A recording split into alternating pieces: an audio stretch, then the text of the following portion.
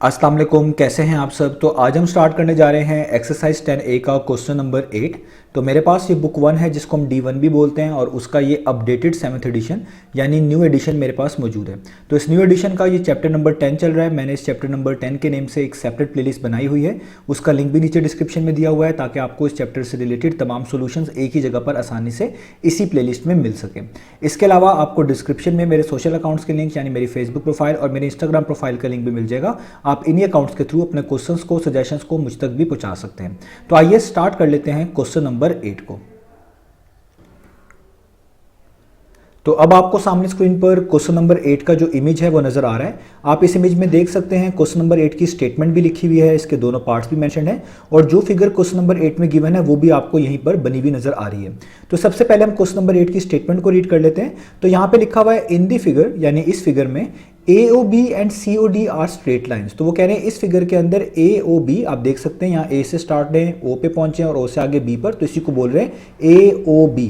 तो ये AOB एक स्ट्रेट लाइन है और इसी तरीके से एक COD स्ट्रेट लाइन है। तो आप C से स्टार्ट लें, O पे पहुंचे, O से आगे D पे जाएं, तो ये COD कंप्लीट एक स्ट्रेट लाइन है। तो हमें ऊपर क्वेश्चन की स्टेटमेंट में बता दिया गया है कि AOB और COD क्या है, एक स्ट्रेट लाइंस।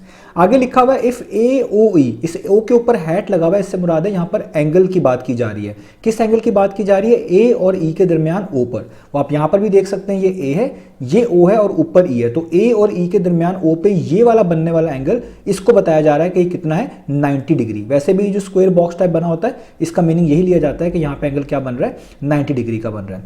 इसी तरीके से आगे लिखा हुआ है BOD। तो देखिए ये है B, ये है O और ये है D, यानी B और D के दरमियान O पे बनने वाला एंगल वो कितना है, 48 डिग्री। यहाँ पर भी वो इंडिकेट कर दिया गया है।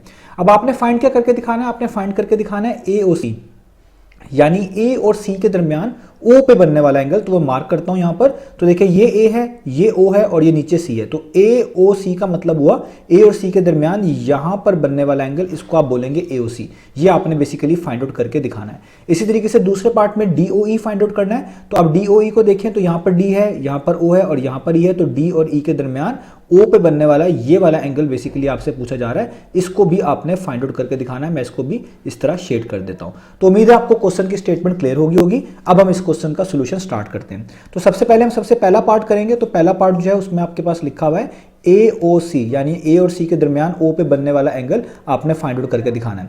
अब ये बड़ा सिंपल है, इसके लिए आपको एक कंसेप्ट जो है वो समझना पड़ेगा और उसकी मदद से आप बड़ी आसानी से इस एंगल को निकाल पाएंगे।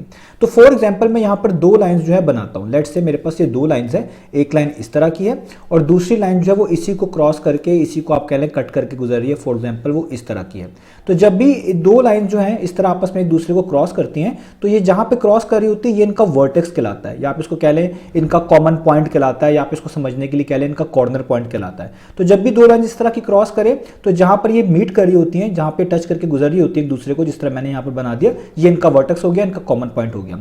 अब यहां पर जो मिसाल के तौर पर ये वाला एंगल बनेगा ना, अगर मैं इसका नाम रख दूं A डिग्री, तो जितना ये होगा इसके सामने भी उतना ही होगा, यानी यहां पर भी A डिग्री ही होगा। अगर आप ये वाला एंगल मिसाल तौर पे 30 डिग्री निकालते हैं तो इसका सामने वाला भी 30 होगा। मैंने समझाने के लिए यहां पर A डिग्री लिखा हुआ है तो सामने भी A डिग्री लिख दिया है। इसी तरीके से जितना एंगल यहां पर होगा, फॉर एग्जांपल इसका नाम मैं रख देता हूं B डिग्री, तो इसका जो सामने वाला होगा इसी पॉइंट के दूसरी तरफ यहां पर इसके सामने वाला ये भी B डिग्री होगा।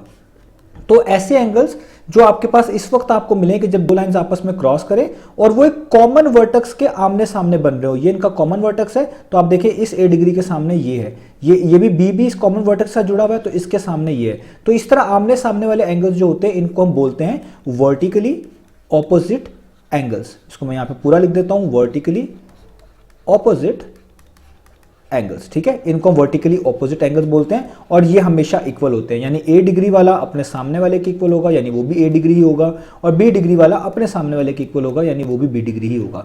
तो ये मैं समझाने के लिए दोनों को सेम ही रखें ताकि आपको क्लियर हो जाए कि वर्टिकली ऑपोजिट एंगल्स हमेशा क्या होते हैं, एक जैसे होते हैं। तो यहां पर भी ऐसा ही केस है। आप देखिए जो AOB लाइन है आपके पास, ये जो स्ट्रेट लाइन है AOB, मैं इसको यहां पे अलग से भी ड्रॉ करूं, लेट्स से ये AOB लाइन है। तो इसको ये सी और डी जो लाइन है क्रॉस करके गुजर रही है कुछ इस तरीके से ओ पॉइंट के ऊपर। तो ये ओ पॉइंट में से इस तरह गुजर रही है, यहाँ पे सी लिखा हुआ है, यहाँ पे डी है, यानी सी ओ डी। तो देखिए जितना एंगल यहाँ पर बन रहा होगा जो उन्होंने पहले से आपको यहाँ पर बताया हुआ है 48 डिग्री, उतना ही उसके सामने भी होना चाहिए। उसके सामने का मतलब यहाँ पर होना चाहिए, तो ये भी कितना होना चाहिए 48। और यही तो आपने फाइंड आउट करना है, इसी को तो आप बोल रहे हैं ए ओ सी। तो इसका मतलब आपको अगर ये एंगल पता है 48 तो ये वाला ऑटोमेटिकली पता चल गया 48 डिग्री। तो आप यहाँ पर डायरेक्ट ही लिख सकते हैं कि हमारे पास जो ए ओ सी एंगल है वो कितना होगा 48 डिग्री होगा। और रीजन आपने आगे लिख देनी है, रीजन आप इस तरह लिखेंगे, इसको हम शॉर्ट फॉर्म में लिखते हैं, आप लिखेंगे वर्टिकली डॉट आगे ऑपोजिट, ये ऑपोजिट को हम लिखते हैं शॉर्ट फॉर्म में, और एंगल्स। तो ये आपने लिख दिया वर्टिकली ऑपोजिट एंगल, क्योंकि इस ओ पॉइंट के ऊपर ये दोनों 48 जो आमने सामने बनेंगे ये वर्टिकली ऑपोजिट एंगल है, ये इक्वल होंगे। अगर ये वाला 48 है तो ये भी 48 होगा, तो एओसी आपको ऑटोमेटिकली पता चल गया 48 डिग्री। और यहाँ पे मैंने आपको वर्टिकली ऑपोजिट एंगल्स का कंसेप्ट भी समझा दिया। तो ये आपका फर्स्ट पार्ट फिनिश हो गया। अब हम इसका करते हैं सेकंड पार्ट। तो सेकंड पार्ट में मैं यहाँ पे पहले उसको मेंशन कर दूं, आपने बेसिकली डीओई को फाइंड आउट करके दिखाना है।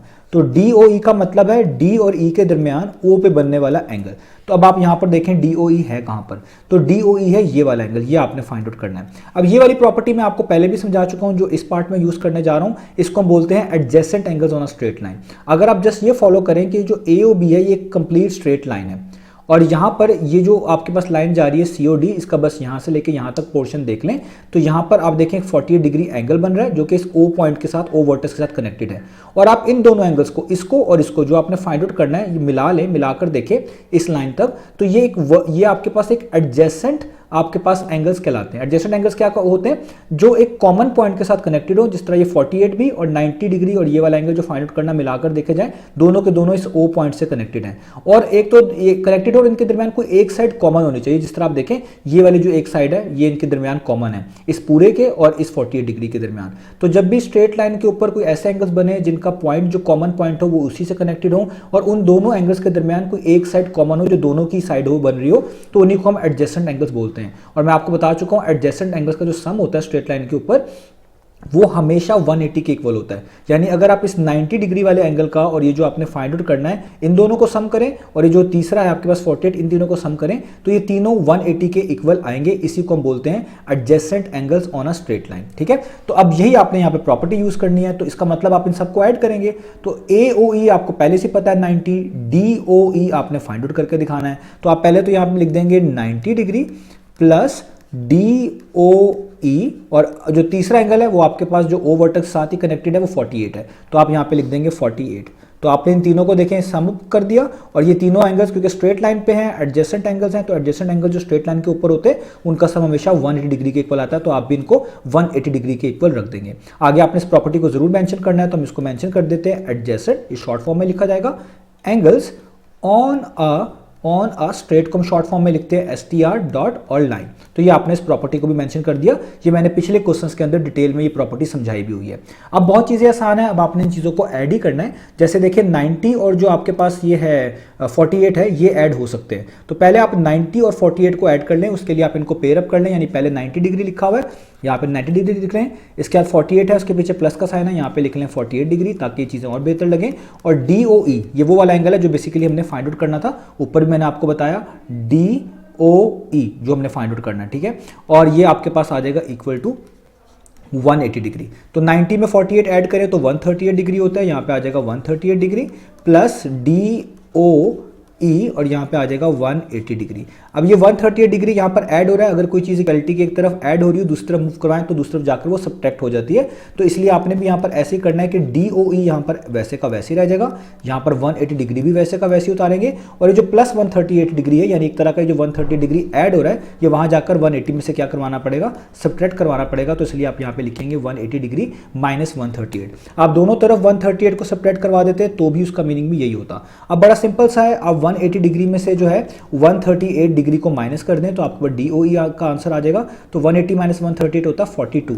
तो आपके पास 42 डिग्री जो है वो आंसर आ गया DOE का। तो ये आपने फाइंड आउट करके दिखाना था। तो सेकंड पार्ट भी हमारे पास ये फिनिश हुआ। तो सेकंड पार्ट में हमने adjacent angles on a straight line वाली प्रॉपर्टी यूज करी है, और फर्स्ट पार्ट में हमने वर्टिकली ऑपोजिट एंगल्स वाली प्रॉपर्टी यूज करी है। तो ये आपने दोनों प्रॉपर्टीज याद भी रखनी है, ये आपके आगे भी काम आएंगी। तो उम्मीद है आपको ये दोनों पार्ट्स का सोल्यूशन समझ आया होगा। इंशाल्लाह नेक्स्ट वीडियो से मिलेंगे बाकी सोल्यूशंस के साथ।